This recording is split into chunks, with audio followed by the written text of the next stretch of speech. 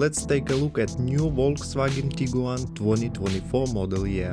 Volkswagen is preparing an all-new generation and is testing on the road where it was spotted by photographers.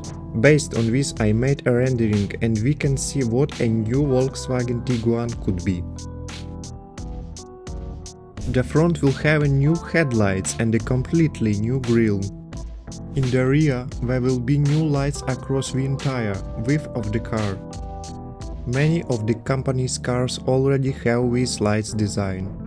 There is no information about the technical part yet, but according to rumors it will be the last Tiguan with gasoline and diesel engines.